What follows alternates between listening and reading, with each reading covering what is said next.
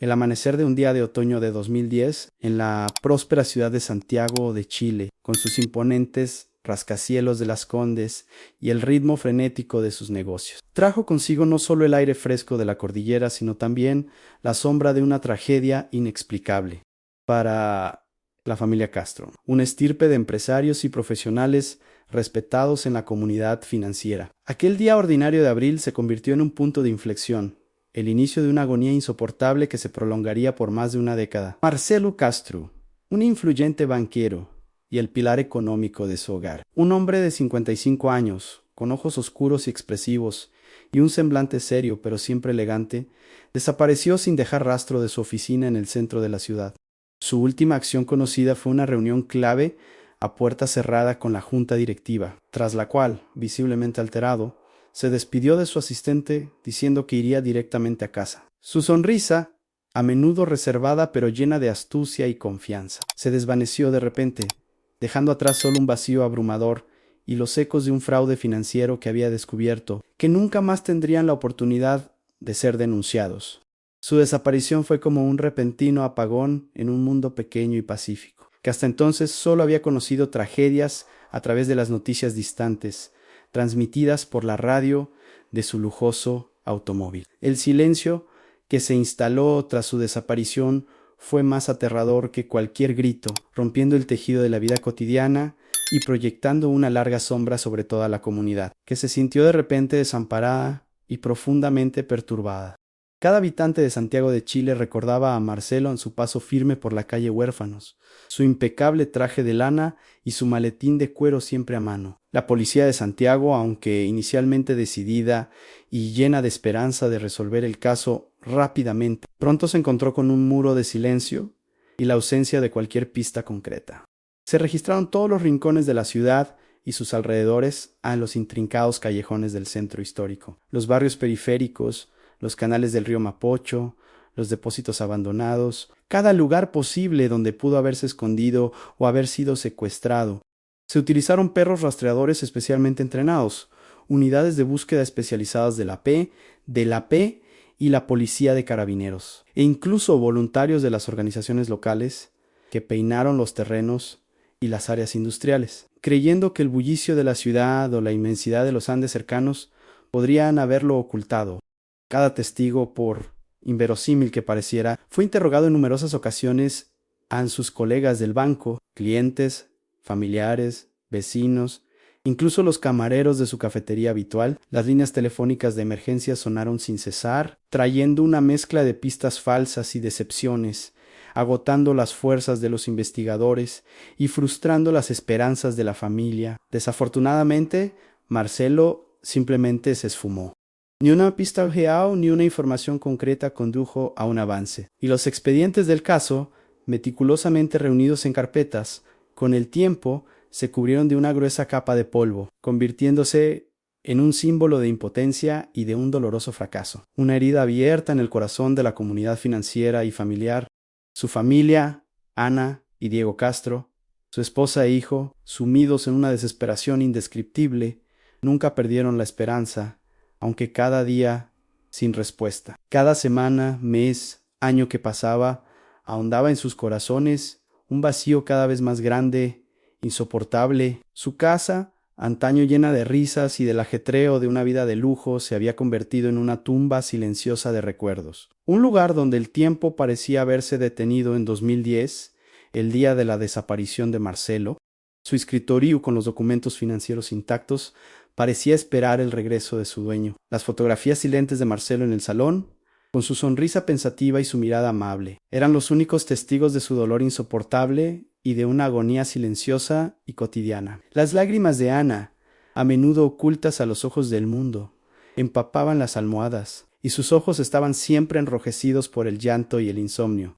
Diego, su hijo, un joven talentoso pero abrumado por la incertidumbre y la repentina responsabilidad, pasaba horas revisando viejos documentos de su padre, intentando ahogar el grito interior con el silencio, que reflejaba su caos y su inquietud internos. Cada cifra revisada parecía llevar consigo una parte de su dolor y culpa. Vivieron día a día a la sombra de la incertidumbre, con una esperanza que parpadeaba como una pequeña vela al viento, aunque con cada año se volvía más débil, una chispa apenas visible en un océano de desesperación. Los medios de comunicación, inicialmente fascinados por el drama de la desaparición del banquero, perdieron rápidamente el interés, desviando su atención hacia noticias más sensacionales, que atraían a un público más amplio y generaban mayores beneficios. Los titulares de los periódicos, que clamaban sobre la trágica desaparición en Santiago, fueron reemplazados por otros, y el caso de Marcelo Castro se convirtió en uno de los numerosos misterios sin resolver, archivados en los polvorientos expedientes policiales, junto a cientos de otras historias olvidadas. Los documentos del caso, recopilados meticulosamente, yacían olvidados en armarios metálicos, y sus páginas amarillentas eran el testimonio mudo del fracaso de las autoridades y de una tragedia inexplicable que había ocurrido en un lugar tan vibrante, dejando solo silencio y conjeturas. Santiago de Chile con el tiempo aprendió a vivir con esta verdad incómoda. La sombra de la desaparición de Marcelo aún planeaba sobre sus calles y oficinas, recordando la fragilidad de la vida y la fugacidad de la felicidad, pero los habitantes, en su necesidad de normalidad y de regresar a la vida cotidiana, intentaron seguir adelante, reprimiendo los recuerdos.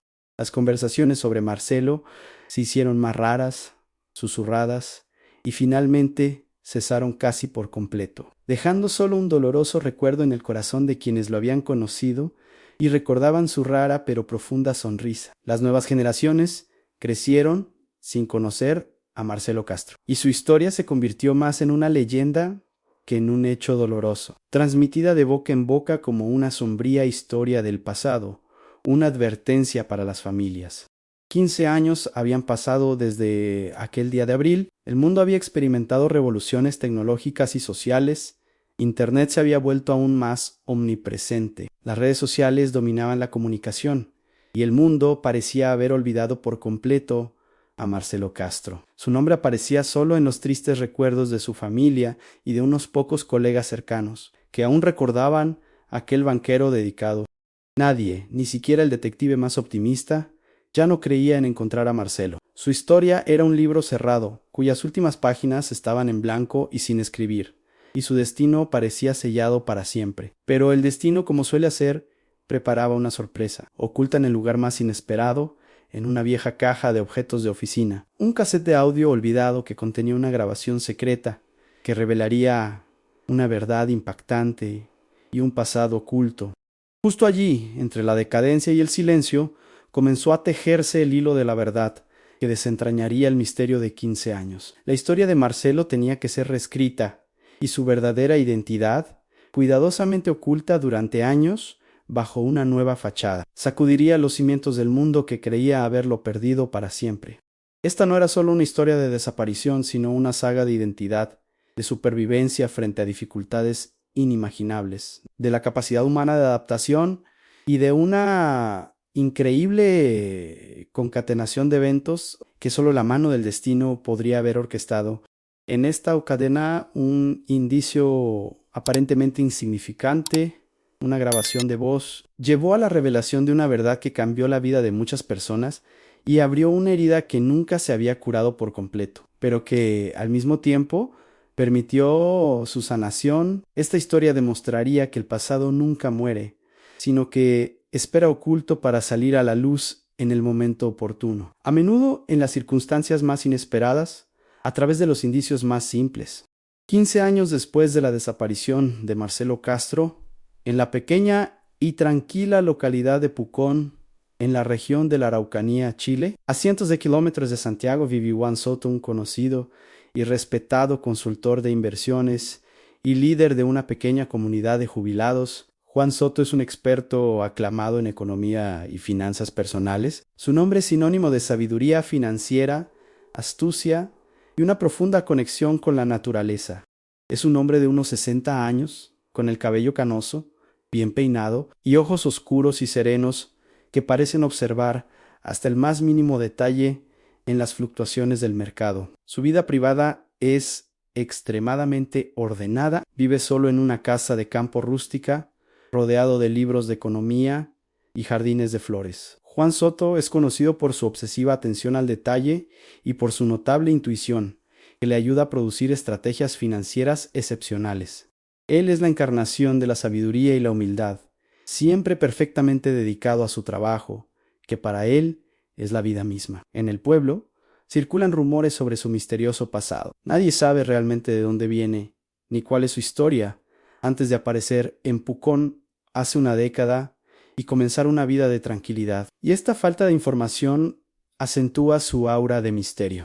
Mientras tanto, en Santiago de Chile, la esposa de Marcelo, Ana Castro, con el paso de los años se ha sumido en la tristeza, pero nunca ha perdido la esperanza. Su casa, aunque cuidada y limpia, lleva las marcas del tiempo y de una tristeza no resuelta, convirtiéndose en un mudo testigo de su dolor diario. Diego, el hijo de Marcelo y Ana, ahora un hombre de unos 40 años, es el consuelo y el motor de Ana. Ha crecido escuchando la historia de su padre, y la incertidumbre ha sido una constante en su vida. La partida de su padre lo dejó con el peso de la incertidumbre y las preguntas sin respuesta que lo atormentaban cada día. Ana, ahora anciana, con el cabello canoso y los ojos cansados, pasa sus días cuidando un pequeño jardín y sus tardes revisando viejos álbumes de fotos y viendo videos familiares, intentando encontrar consuelo en el contacto con un pasado en el que Marcelo aún estaba presente, aunque solo en su memoria. Un día, Diego, en su rol de abogado en la empresa familiar, es contactado por los nuevos propietarios de un antiguo depósito del banco de su padre. El depósito se ha encontrado una caja olvidada de su padre con objetos personales. Al abrirla, Diego encuentra, entre documentos antiguos y objetos de oficina, una grabadora de cassettes antigua. Por curiosidad, la enciende. En lo interior hay un cassette con una etiqueta escrita a mano para mi familia: no abrir hasta que sea absolutamente necesario. Con el corazón latiendo con fuerza, la introduce en la grabadora. La voz es baja y susurrante, pero inconfundible. Es la voz de su padre. Y su mensaje revela una verdad impactante. Si están escuchando esto, es porque he desaparecido. No fue un accidente. Descubrí un fraude masivo en el banco y mi vida corría peligro. Tuve que desaparecer para protegerlos. La grabación continúa, revelando un plan para empezar una nueva vida y un nombre clave: Juan Soto, y una dirección en Pucón, Chile. Todas estas preguntas que permanecieron sin respuesta durante tanto tiempo, de repente adquieren una forma real, obligando a Diego a actuar, a enfrentar un pasado que su madre nunca había cerrado del todo. Diego Castro, conmocionado y a la vez lleno de una nueva, aunque frágil, esperanza, comienza a analizar obsesivamente cada detalle de la grabación secreta. La escucha una y otra vez, intentando descifrar cada palabra de su padre. La voz de Marcelo, aunque más baja y susurrante, es inconfundible, y su mensaje revela la verdad que tanto tiempo esperaron. La idea de que su padre esté vivo, tan lejos pero tan cerca, lo llena de dolor, pero también de un alivio inesperado ante el fin de la incertidumbre. Recuerda que su padre, aunque un banquero metódico, había sido un hombre muy astuto, con una mente ágil y con un profundo respeto por los secretos financieros y personales. Desesperado, Diego decide buscar ayuda. Su primer paso es contactar a su madre Ana, a quien le cuenta lo sucedido. Ana al principio se muestra escéptica. Diego, hijo, ¿cuántas veces hemos creído verlo? Ya no tenemos fuerzas para más desilusiones, dice con resignación, recordando los años de búsquedas infructuosas. Sin embargo, a medida que Diego, con pasión, le cuenta sobre la intuición de su encuentro, sobre la extraña coincidencia de la ubicación y el tipo de trabajo del hombre en el pueblo, y sobre la falta de pasado de Juan Soto, Ana comienza a escuchar con más atención. La vozan el nombre Juan Soto, el fraude. Murmura y en su voz aparece una nota de asombro, incluso de ligero shock. Ella misma ve que la información es demasiado específica y la grabación demasiado convincente para ser una simple coincidencia. Ana y Diego, con el apoyo del coronel jubilado Roberto Morales, quien dirigió la investigación de la desaparición de Marcelo en 2010, deciden reabrir el caso. Roberto Morales, ahora retirado, vive también en Santiago luchando con sus propios recuerdos de casos sin resolver. La desaparición de Marcelo había sido una de esas investigaciones que lo atormentaron durante años, dejándole una sensación de misión inconclusa. Diego lo visita en su modesta casa, donde sus ojos están ahora un poco apagados y su cabello encanecido, pero su memoria sigue siendo aguda. Le entrega la grabadora y el cassette. Roberto Morales, al verla, es inicialmente escéptico. Diego, han pasado tantos años. ¿Cuántas pistas falsas hemos tenido? ¿Cuántas veces nuestras esperanzas se han desvanecido? Una grabación. ¿Eso podría ser una ilusión, una imitación o una mera coincidencia? Dice con resignación, recordando los años de búsquedas infructuosas. Sin embargo, a medida que Diego, con pasión, le cuenta sobre su intuición, sobre la dirección de Pucón y sobre cómo la grabación había estado oculta durante tanto tiempo, Roberto Morales comienza a mirar con más atención. 2009. Pucón. Fraude, murmura, y en su voz aparece una nota de asombro, incluso de ligero shock. Él mismo ve que la información es demasiado específica y la grabación demasiado convincente para ser una simple coincidencia. El coronel Roberto Morales, aunque retirado, nunca se había resignado al caso no resuelto de Marcelo. Este había sido uno de los casos que lo habían perseguido a lo largo de toda su carrera, un símbolo de su fracaso profesional. Decide ayudar a Ana y Diego, aunque inicialmente lo hace de forma no oficial, utilizando sus viejos contactos en la policía y sus conocimientos sobre los procedimientos. Los ayuda a redactar una carta oficial a las autoridades competentes, solicitando una prueba de ADN de Juan Soto y la reapertura de la investigación, basándose en las nuevas circunstancias y en los indicios de la grabación. Ana y Diego comienzan juntos a reunir cualquier información disponible sobre Juan Soto y la cooperativa de jubilados. Buscan en Internet, en las bases de datos públicas, en los archivos de periódicos, cualquier indicio que pueda arrojar luz sobre el pasado de Marcelo. Roberto Morales, utilizando sus antiguas prerrogativas, verifica las bases de datos policiales y los registros de población de Pucón. Descubre que Juan Soto se estableció en Pucón en 2011, un año después de la desaparición de Marcelo, y que su historial anterior es inusualmente escaso. No hay registros claros de su educación o de sus primeros años de carrera. La única información disponible es que trabajó por un corto periodo en una ONG de reinserción social llamada Rutas del Sur en 2010, lo que coincide con la fecha aproximada de la desaparición de Marcelo. Este descubrimiento intensifica aún más sus sospechas. Ana y Diego sienten como la tensión aumenta con cada nuevo hecho, con cada descubrimiento. La esperanza crece, pero al mismo tiempo aparece el miedo a lo que podrían descubrir. ¿Está Marcelo realmente vivo? Y si es así, ¿por qué no regresó? ¿Qué le sucedió durante todos estos años? ¿Qué lo llevó a romper los lazos con su familia y a crearse una nueva identidad? Estas preguntas los atormentan sin cesar, impidiéndole dormir y ocupando cada uno de sus pensamientos. Ana y Roberto Morales, determinados a llegar a la verdad, deciden profundizar sus investigaciones, sin importar las dificultades y desafíos que seguramente encontrarán en su camino. Roberto Morales, utilizando sus contactos no oficiales, pero aún influyentes. En el ámbito jurídico y policial, descubre que la expedición de nuevas identificaciones en circunstancias inusuales, bajo el pretexto de restablecer la identidad después de la pérdida de documentos o en otras situaciones excepcionales, era una práctica utilizada a principios de los años 2010.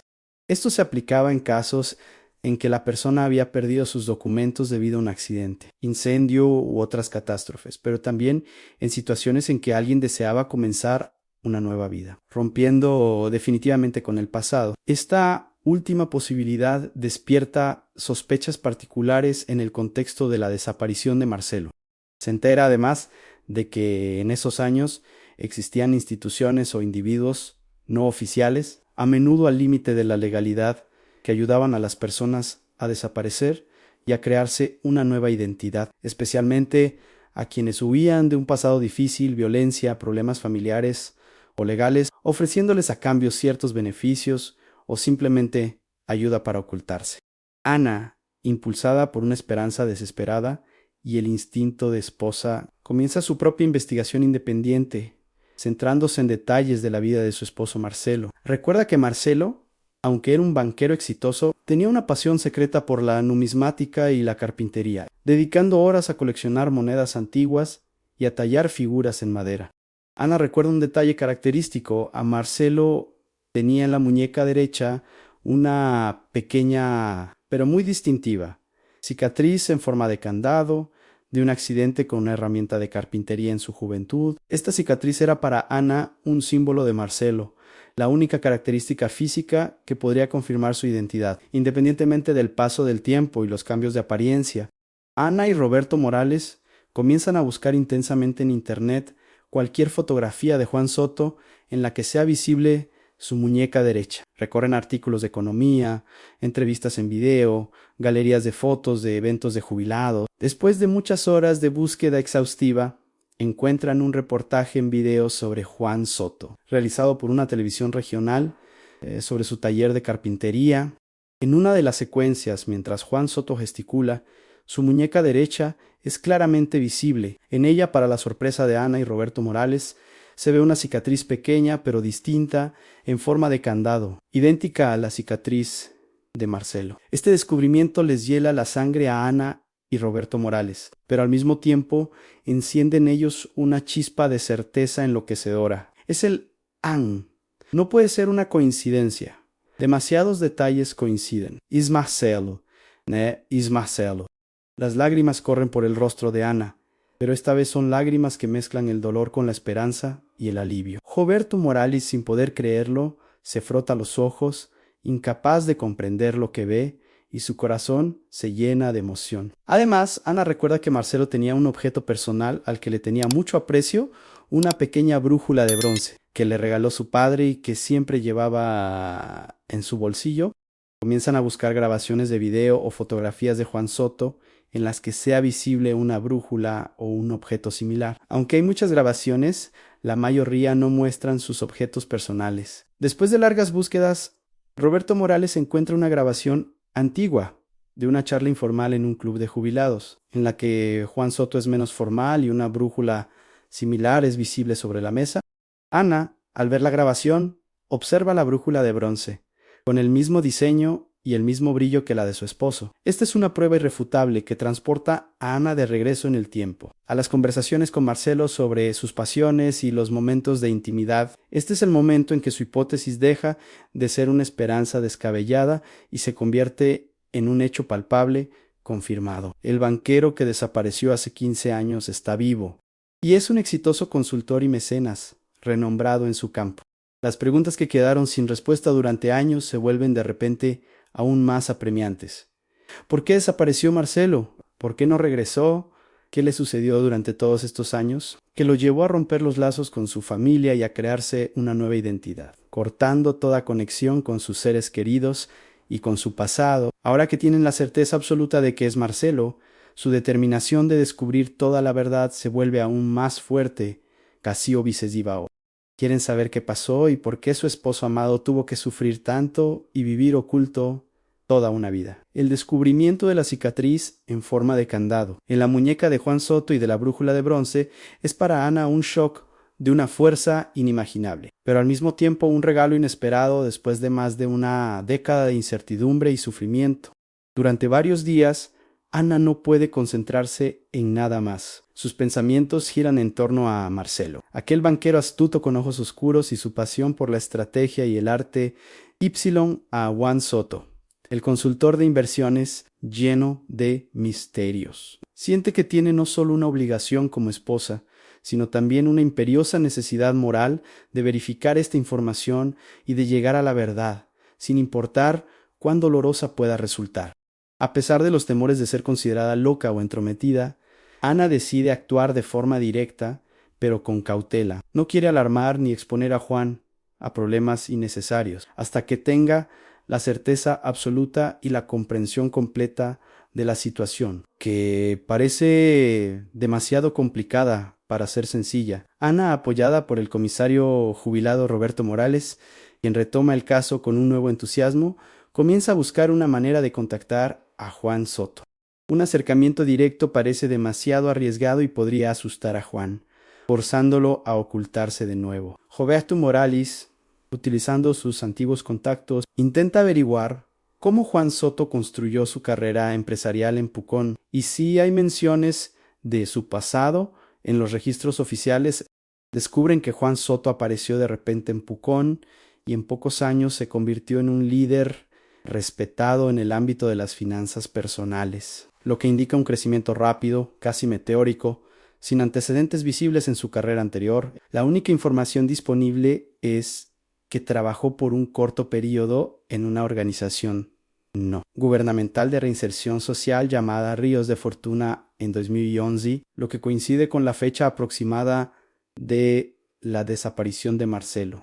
Ana decide actuar sutilmente. Encuentra en Internet información sobre un próximo congreso de finanzas personales, el camino al éxito y estrategias para jubilados, organizado por la Fundación de Juan Soto, en el que él será el anfitrión y principal ponente. El evento es de pago y muy exclusivo, pero Ana, con la ayuda de Roberto Morales, quien utiliza sus viejas relaciones, consigue una invitación y le ayuda con la organización del viaje a Pucón. Su corazón late con fuerza mientras ve a Juan Soto en el escenario, bajo los focos, presentando los objetivos de su fundación y agradeciendo a los asistentes. La voz de Juan Soto, aunque más madura y serena, tiene ecos de la voz de su esposo Marcelo. Ana siente escalofríos al escuchar las entonaciones familiares. La forma en que acentúa las palabras, las sutiles vibraciones de la voz que había oído tantas veces de Marcelo. Después de la presentación de la fundación, durante un cóctel, Ana, con voz temblorosa, se acerca a Juan Soto. Señor Soto, soy Ana Ramírez. Creo que nos hemos encontrado antes. Juan Soto la mira desconcertado. En sus ojos aparece un destello de reconocimiento y en el mismo instante de pánico. Permanece en silencio, sin saber qué decir. Su rostro se vuelve pálido. Ana continúa, hablando con voz susurrante pero decidida, sosteniendo en su mano una pequeña fotografía antigua de Marcelo con su traje de banquero en Bogotá. En 2007 mi esposo Marcelo desapareció. Él tenía una cicatriz en la muñeca, exactamente como la suya, y siempre llevaba consigo esta brújula de bronce. En este momento, el rostro de Juan Soto se vuelve aún más pálido, y su máscara profesional se desmorona. Sus ojos se llenan de lágrimas, sus labios tiemblan y su respiración se vuelve irregular. Juan Soto, al escuchar las palabras de Ana Ramírez y ver en su mano la pequeña fotografía antigua de Marcelo con su traje de banquero, un símbolo inconfundible de su pasado en Bogotá, se queda inmóvil. Su mundo perfectamente construido, basado en una nueva identidad y en un pasado oculto, con meticulosidad, comienza a desmoronarse con estruendo, como un castillo de naipes.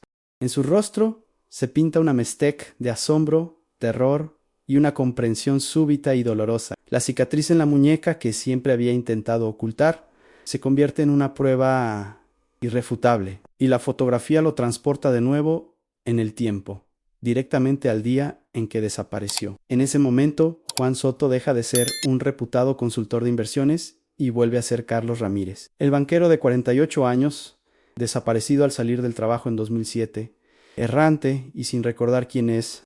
¿Cómo tiene eso? Susurra y en su voz se oye un rastro de miedo y desorientación, olvidados hace mucho tiempo. Casi una impotencia infantil, y su acento bogotano, aunque disimulado por un español más neutro, delata los años pasados lejos de casa.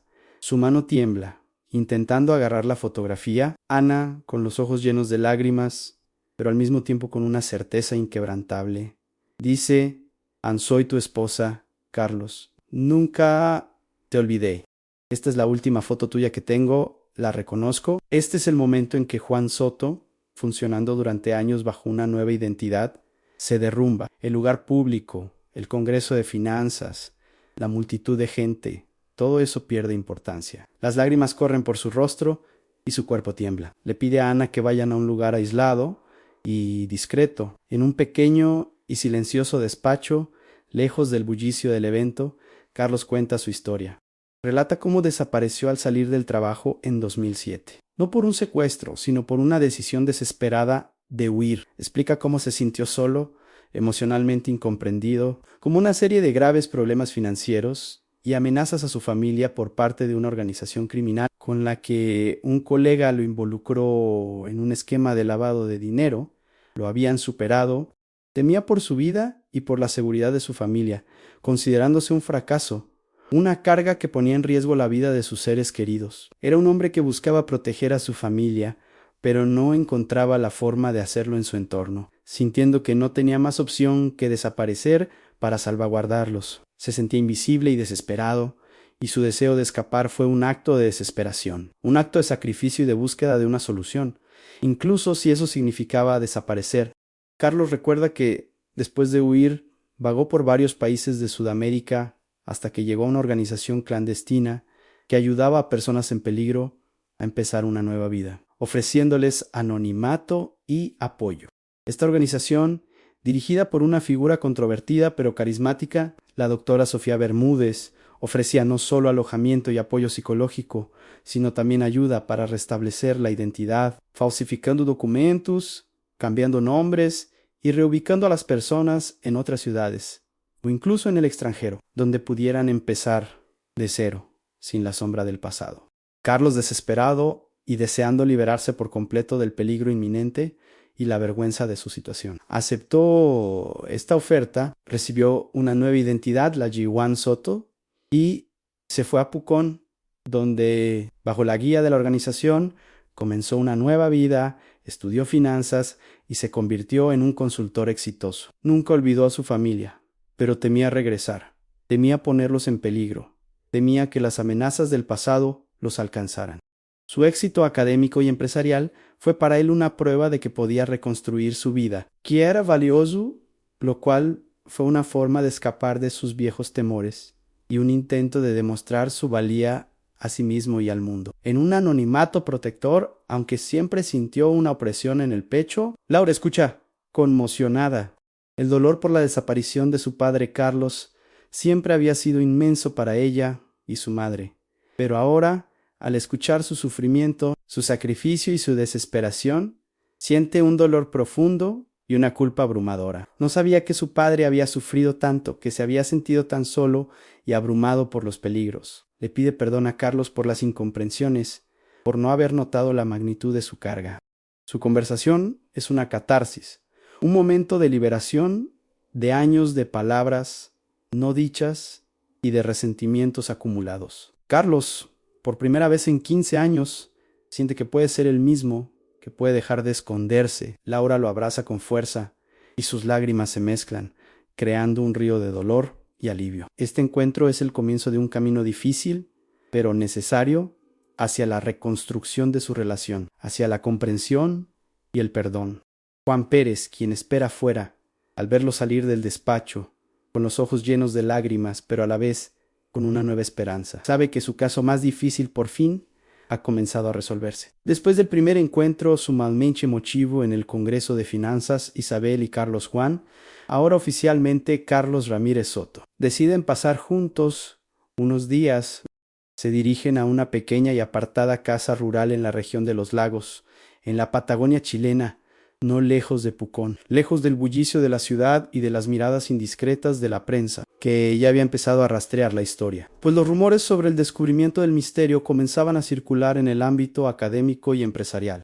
Allí, en la quietud y la paz de la naturaleza, rodeados de lagos y volcanes, mantienen largas conversaciones, agotadoras pero inmensamente sanadoras, que se prolongan hasta altas horas de la noche, iluminando la oscuridad del pasado y revelando emociones profundamente ocultas.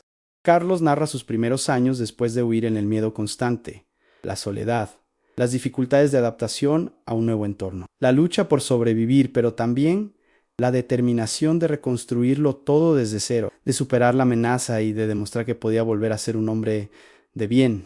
Cuenta cómo llegó a la ONU Sofía Bermúdez, quien, si bien tenía nobles intenciones de ayudar a personas en peligro, utilizaba métodos drásticos y poco éticos para restablecer identidades, casi borrando el pasado y rompiendo los lazos con las raíces, para crear nuevas vidas que podía controlar y de las que se beneficiaba económicamente.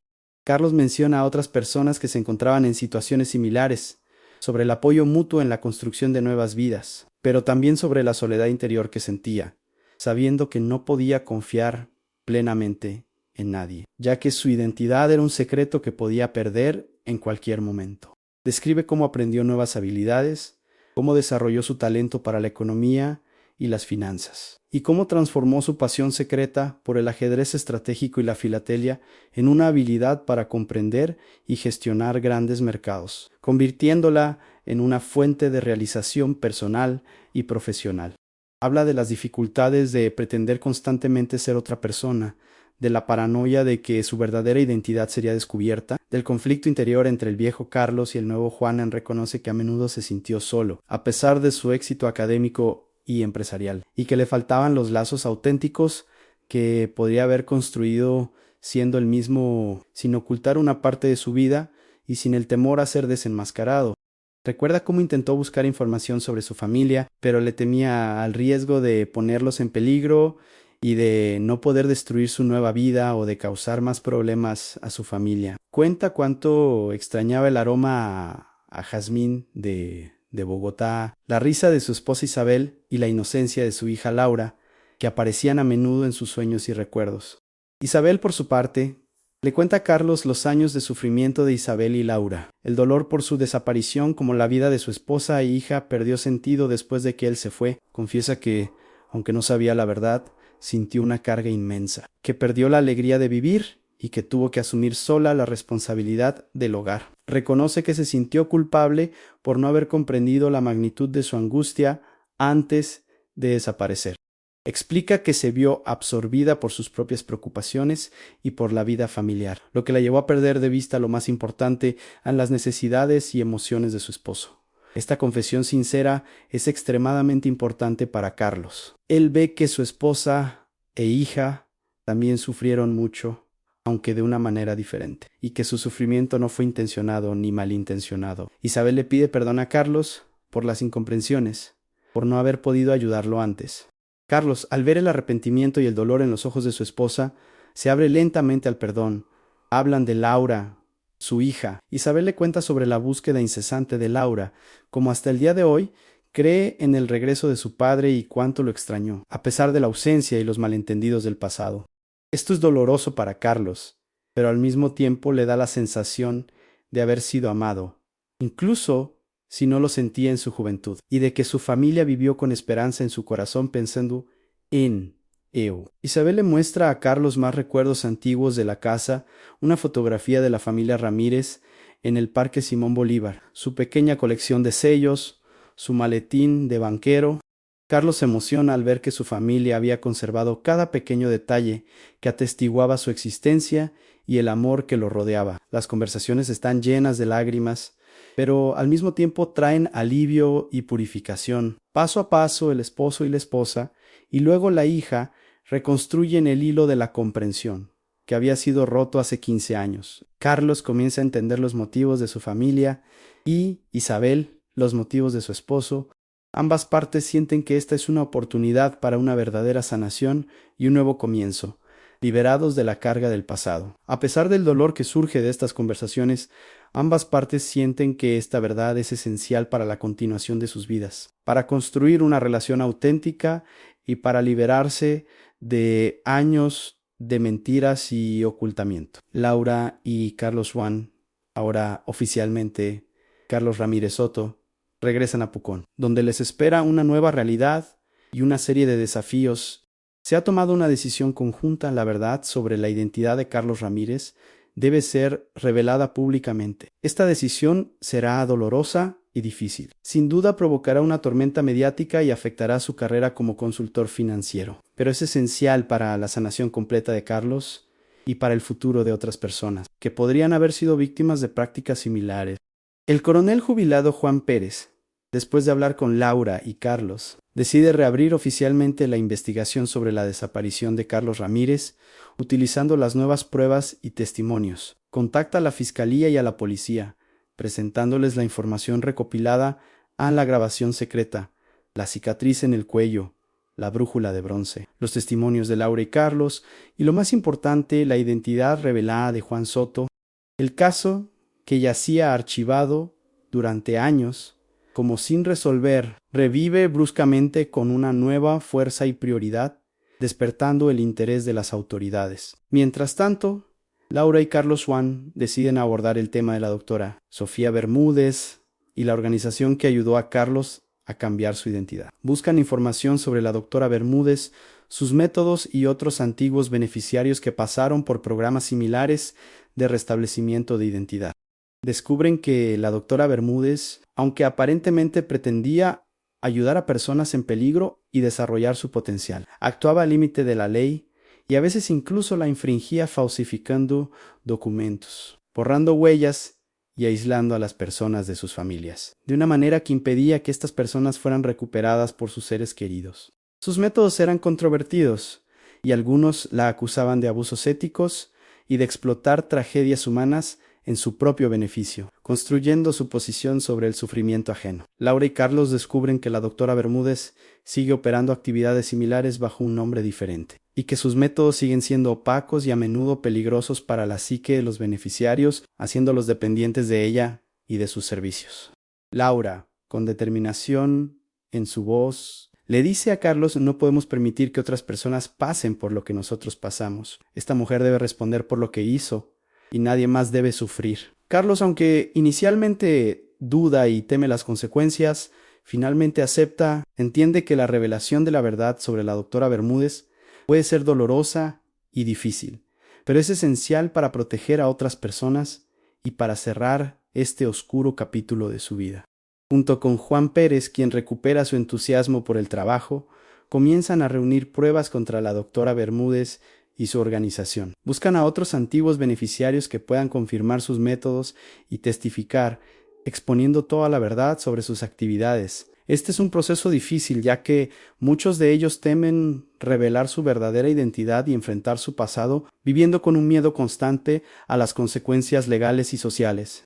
A medida que avanza la investigación, surgen nuevos y perturbadores elementos. Se descubre que la doctora Bermúdez tenía conexiones con personas influyentes que la ayudaron a llevar a cabo sus actividades clandestinas, brindándole protección, discreción y evitando la responsabilidad legal. Su red de contactos era extensa e incluía abogados, funcionarios públicos e incluso personal de las fuerzas del orden, quienes eran corruptos o manipulados por ella.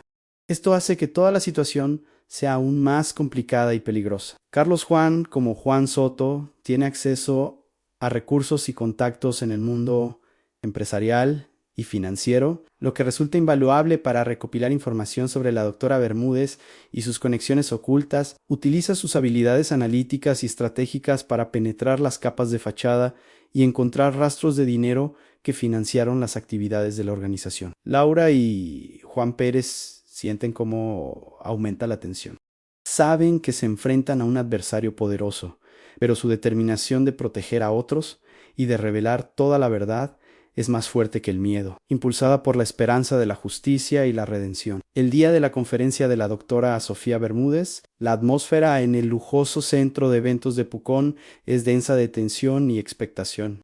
La sala está repleta de periodistas, cámaras de vídeo, fotógrafos e invitados prominentes, personalidades del mundo económico, consultores financieros, filántropos y también antiguos beneficiarios de la doctora Bermúdez, con quienes Juan Pérez ha contactado en secreto, sentados discretamente entre los asistentes. La doctora Bermúdez, con un traje elegante e impecable y una sonrisa radiante en el rostro, comienza su presentación, exponiendo la visión de libertad financiera, vida nueva y relatando las historias de éxito de sus beneficiarios, presentándolos como prueba de la eficacia de sus métodos y de su misión altruista. Su voz es tranquila, carismática y convincente, emanando confianza y autoridad, atributos que durante años atrajeron a personas vulnerables y desesperadas. Cuando llega el momento de presentar la historia de éxito, la doctora Bermúdez, con un gesto teatral, invita al escenario a Juan Soto, su beneficiario más destacado, a quien presenta como un ejemplo de una persona que, gracias a su programa, encontró el sentido de la vida, desarrolló su talento y construyó una carrera impresionante en el campo de las finanzas personales. Carlos Schwann, vestido con un traje elegante pero sobrio, sube al estrado. El corazón le late con fuerza, pero en su rostro tiene una máscara de calma y una determinación inquebrantable. La doctora Bermúdez, sonriendo radiante, lo mira con orgullo, ajena a la tormenta inminente, creyendo en su triunfo absoluto. Carlos Juan, con el micrófono en la mano, habla primero de su éxito en la consultoría, de sus proyectos, de cómo cumplió sus sueños y cómo desarrolló sus pasiones profesionales. Su voz es segura, profesional, controlada y su presentación es impecable. De repente, Carlos Juan se detiene, su mirada se posa en Laura Ramírez, sentada en primera fila, con los ojos llenos de lágrimas, miedo, pero también una esperanza inquebrantable. En este momento, la máscara de profesionalismo de Juan Soto se desmorona y en sus ojos aparece una tristeza profunda y un dolor interior que había ocultado durante años. Su voz se vuelve temblorosa y las lágrimas ruedan por sus mejillas, las cuales ya no intenta ocultar. Lo que voy a decir ahora puede sorprender a muchos de ustedes. Puede conmocionar a quienes me conocen, pero debo hacerlo. Por la verdad y por la libertad, comienza Carlos Juan, y en la sala se instala un silencio profundo, casi palpable. Mi verdadero nombre no es Juan Soto, mi nombre es Carlos Ramírez. Sus palabras golpean la sala como un trueno. La doctora Bermúdez en el escenario palidece, su sonrisa desaparece, y en sus ojos aparece pánico, terror e incredulidad. Carlos Juan continúa relatando su verdadera historia sobre su desaparición al salir del trabajo en Bogotá en 2007, sobre el dolor de la soledad, el sentimiento de vergüenza y miedo debido a las graves deudas y amenazas de una red criminal, vinculada a un esquema de lavado de dinero en la que se vio implicado contra su voluntad. Explica cómo llegó a la organización de la doctora Bermúdez y cómo recibió una nueva identidad, convirtiéndose en Juan Soto. Pero a diferencia de las idílicas historias de la doctora Bermúdez sobre libertad financiera, Carlos Juan describe las manipulaciones, la falsificación de documentos, el lavado de dinero y el control psicológico al que fue sometido durante años. Cuenta cómo la doctora Bermúdez explotaba a las personas para sus propios fines financieros y cómo les impedía regresar a sus familias, construyendo a su alrededor un muro de miedo y dependencia para que sus vidas les sirvieran. Ante sus palabras, varios otros antiguos beneficiarios, que habían estado sentados discretamente entre el público, se levantan y confirman en voz alta sus declaraciones, relatando sus propias experiencias dolorosas con la doctora Bermúdez. En la sala estalla el caos. Los periodistas se apresuran a hacer preguntas. Las cámaras destellan y la gente comienza a susurrar, abrumada por el shock y la incredulidad. La doctora Bermúdez intenta interrumpir a Carlos Juan, acercándose a él e intentando arrebatarle el micrófono, pero él no se deja silenciar. Su voz se vuelve más fuerte y más segura. En ese momento, el coronel jubilado Juan Pérez aparece en la sala, acompañado por agentes de policía a quienes había alertado previamente. Se acerca al estrado y anuncia que la doctora Sofía Bermúdez es arrestada bajo cargos de fraude, falsificación de documentos, manipulación de personas y lavado de dinero. La doctora Bermúdez, conmocionada e incrédula, intenta negarlo y opone resistencia, pero las pruebas reunidas por Juan Pérez y Carlos Juan son abrumadoras. El doctor en Derecho Fernando López, abogado de la doctora Bermúdez, quien intenta intervenir y usar su influencia, también es detenido bajo cargos de complicidad en el delito. El periodista Miguel Ángel Torres, con la cámara enfocada en el estrado, transmite los eventos en vivo para su canal y su reportaje se convierte instantáneamente en un éxito y desata un acalorado debate público sobre la ética en los negocios y en la actividad social. El enfrentamiento alcanza su punto culminante. La verdad sale a la luz de la manera más dramática e inesperada. Carlos Juan, aunque emocionalmente exhausto, siente alivio y una verdadera liberación. Su rostro, aunque empapado en lágrimas, irradia, y en sus ojos se lee esperanza y libertad. Su hija Laura se acerca al estrado y lo abraza con fuerza, y su abrazo está lleno de amor, alivio y esperanza para un nuevo comienzo. Este es un acto de purificación que cambia la vida de muchas personas, no solo de la familia Ramírez, sino también de todos aquellos que fueron heridos por la doctora Bermúdez. Carlos Ramírez Soto, después de 15 años de vida bajo el nombre cambiado de Juan Soto, con su identidad recuperada y su familia reunificada, se encuentra ahora frente a un nuevo capítulo, incierto pero a la vez lleno de esperanza, que ahora escribe, consciente y con plena aceptación de su pasado. El proceso de aceptación e integración de las dos identidades. El empleado bancario desaparecido de Bogotá y el exitoso consultor financiero de Pucón fue largo y requirió una inmensa fuerza interior, así como el apoyo de sus seres queridos. La revelación pública de la verdad sobre su desaparición y sobre su vida bajo una identidad falsa, aunque dolorosa y exigiendo un coraje extraordinario, fue para Carlos un acto de liberación final. Significó no solo el regreso a sus raíces y el reencuentro con una parte perdida de sí mismo, sino también la aceptación de toda su historia, tanto la dolorosa y traumática, marcada por la soledad y la amenaza, como la llena de triunfos, logros y la construcción de un nuevo camino. Carlos decidió llevar ambos nombres, como símbolo de su historia compleja pero coherente, que lo moldeó tal como es hoy, haciéndolo más fuerte y consciente. Ahora, como Carlos Ramírez Soto tenía la intención de continuar su carrera en la consultoría financiera, utilizando su impresionante experiencia y conocimientos para contribuir al desarrollo de una economía ética y sostenible. Sus habilidades, que le habían permitido tener éxito en el ámbito empresarial, servirían ahora a propósitos nuevos y más nobles, con una motivación renovada y un sentido más profundo, buscando el desarrollo de negocios con impacto social positivo.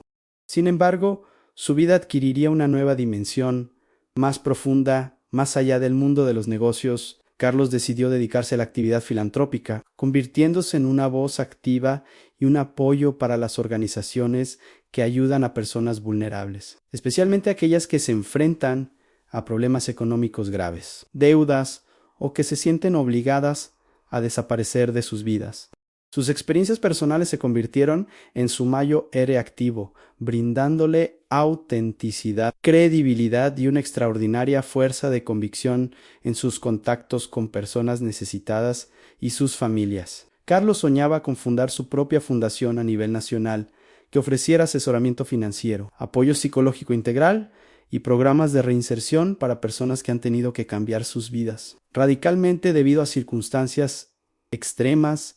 Deseaba que su historia fuera un faro de esperanza para otros, una prueba de que, incluso después de las mayores traumas y el dolor más profundo, se puede salir más fuerte, encontrar un sentido y ayudar a los demás. Su fundación, llamada El Nido del Cóndor, un símbolo de su amor por Colombia y la capacidad de anidar nuevas vidas, rápidamente ganó reconocimiento y apoyo, convirtiéndose en un símbolo de su misión y un testamento de su transformación, así como un acto de redención.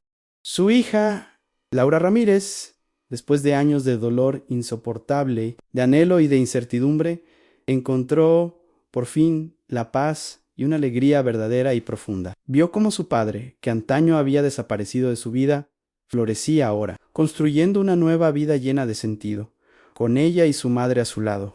La casa familiar en Bogotá, que durante décadas había sido un lugar de tristeza, silenciosa y vacío, ahora se llenó de risas, del murmullo de las conversaciones y de un amor verdadero e incondicional. Cada día era para ella un regalo, cada momento pasado con Carlos invaluable. Laura, con un nuevo impulso, se dedicó a apoyar a su padre en sus proyectos filantrópicos, utilizando sus habilidades para crear campañas de concienciación y material educativo.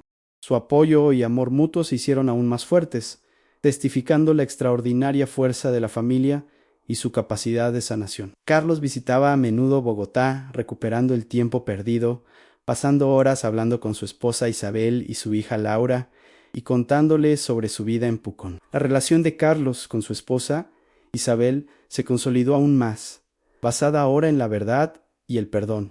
Aunque el dolor por la partida de su padre persistía, la alegría de haber recuperado a Carlos trajo un consuelo inmenso a la vida de Isabel. El coronel jubilado Juan Pérez, aunque retirado, recuperó su sentido y plenitud. Resolver el caso de la desaparición de Carlos Ramírez fue para él, el mayo era el logro de su carrera y, al mismo tiempo, un triunfo personal que le permitió por fin dormir tranquilo.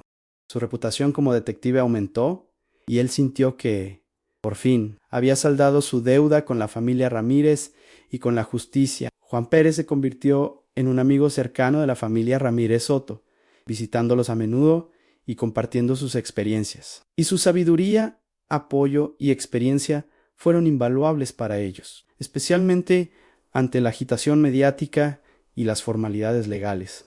La doctora Sofía Bermúdez y su abogado, el doctor en Derecho Fernando López, fueron llevados ante la justicia y responsabilizados por sus acciones. Su juicio fue ampliamente mediático, revelando la magnitud de sus manipulaciones, fraudes y la explotación de personas vulnerables. Gracias a los testimonios de Carlos y de otros antiguos beneficiarios que tuvieron el valor de hablar, fueron condenados a muchos años de prisión.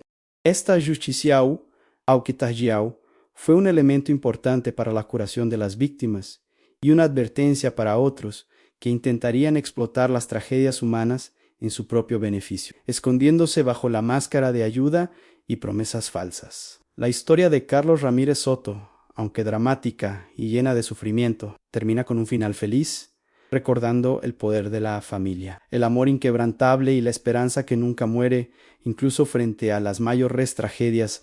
Es una historia sobre el hecho de que nunca es demasiado tarde para encontrar la verdad, para reconciliarse, para perdonar y para comenzar un nuevo capítulo. Es también una historia sobre el hecho de que, incluso en los misterios más complejos de la vida, en el laberinto de los objetos olvidados y de los recuerdos ocultos, se pueden encontrar historias humanas profundas y dramas humanos que esperan ser descubiertos. Esta es una prueba de que la vida real escribe los escenarios más extraordinarios, y el destino puede entrelazar las vidas de las personas de una manera que supera cualquier imaginación, y una grabación secreta lo delata. Carlos Ramírez Soto se convirtió en un símbolo de resiliencia, y su historia estaba destinada a ser un recordatorio eterno de que, incluso ante las mayores tragedias, siempre hay una oportunidad de renacer y de encontrar su verdadero lugar en el mundo, libre de miedo y mentiras. Esta historia extraordinaria de Carlos Ramírez Soto, el banquero desaparecido en 2007 tras salir del trabajo, cuya vida oculta fue revelada 15 años después al descubrirse una grabación secreta con su voz. Es un testimonio de la increíble resiliencia humana, del poder de la esperanza y de la asombrosa capacidad de sobrevivir frente a las pruebas más duras. Es una narrativa que nos obliga a reflexionar profundamente sobre la naturaleza de la identidad, los secretos, la complejidad de las relaciones familiares y lo que realmente significan hogar y pertenencia. Se pregunta cuántas historias ocultas como esta esperan ser descubiertas en el ajetreo de la vida cotidiana, en bases de datos innumerables, en archivos olvidados o incluso en objetos personales que guardamos durante años, ignorando su verdadero valor. ¿Cuántas personas a nuestro alrededor viven con secretos del pasado, ocultando su verdadera identidad y esperando el momento en que la verdad saldrá a la luz, transformando sus vidas para siempre? ¿Cuántas familias sufren en silencio, sin saber que sus seres queridos desaparecidos podrían estar justo a su lado, bajo otro nombre, con otra historia, cruzándose con nosotros en la calle cada día? El destino posterior de Carlos, su lucha diaria por aceptar plenamente su nueva y antigua identidad, su papel como inspiración y apoyo para otras personas que atraviesan traumas similares. Todos estos son temas para otras historias igualmente cautivadoras. ¿Cómo se las arreglará con la repentina e intensa atención pública y con la nueva vida que apenas comienza, siendo ya un hombre maduro y exitoso? ¿Qué desafíos le esperan en la construcción y el desarrollo de la Fundación Los Hilos de Plata, que tiene como objetivo cambiar la vida de miles de personas, convirtiéndose en un puerto seguro y una fuente de esperanza para el futuro? ¿Será su reconciliación con su esposa Isabel y su hija Laura duradera e incondicional, y las heridas del pasado sanarán por completo, dejando solo cicatrices de la memoria pero no del dolor? Estas preguntas abren la puerta a narrativas fascinantes sobre la resiliencia humana, el perdón y la búsqueda incesante de sentido y felicidad. Carlos Ramírez Soto es un símbolo cuya historia merece ser contada, inspirando y ofreciendo esperanza.